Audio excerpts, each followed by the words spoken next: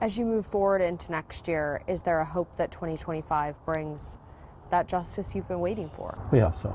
Allison Feldman's dad, Harley, left waiting nearly a decade after his daughter was found murdered in her Scottsdale home. She was a special person. She always was positive about things. The case going cold for years until 2018, when for the first time in Arizona, familial DNA used, pointing Scottsdale police to suspect Ian Mitchum. Ian Mitchum, October 6, 75. Ultimately, DNA from the murder scene was compared to a blood sample taken by Scottsdale police in 2015 when Mitchum was arrested for a DUI. This all leading up to Mitchum's arrest in 2018 for the murder. Years later, as a trial date approached, a judge tossed out that DNA sample, saying it shouldn't have been available for testing. This is 10 years of uncertainty, and it's hard on your mind when things are open like that and you can't control them.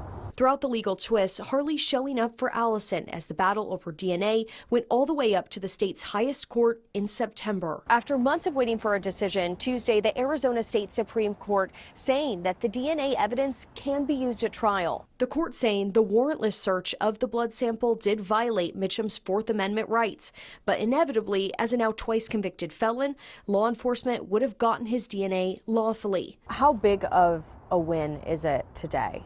It's big in the sense that we get to move forward. Hearing the news, an emotional moment for Harley's wife. She cried today, and I think it's more from relief. Of course, she misses Allison a lot, but it's like the pressure came off. But Harley knows the journey isn't over. Mitchum's attorney telling ABC 15 they anticipate trying to take this battle to the U.S. Supreme Court. And it's a great question that they took up to the state Supreme Court, which is, can law enforcement do whatever they want with that blood? Dwayne Cates is a criminal defense attorney not connected to Mitchum's case. He believes the DNA battle could make it to the federal level. Now, you got to pretty much kind of lay your case out, and you got to make a case for why this is important enough for the United States Supreme Court to weigh in. As Harley waits, he serves in Allison's honor, helping others through the Parents of Murdered Children organization. What do you think she would say about all of this? She would say, Dad, keep moving.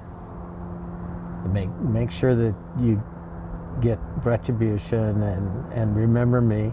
Harley plans to be at Mitchum's next court date in early January. For Arizona Tonight, I'm Ashley Colton.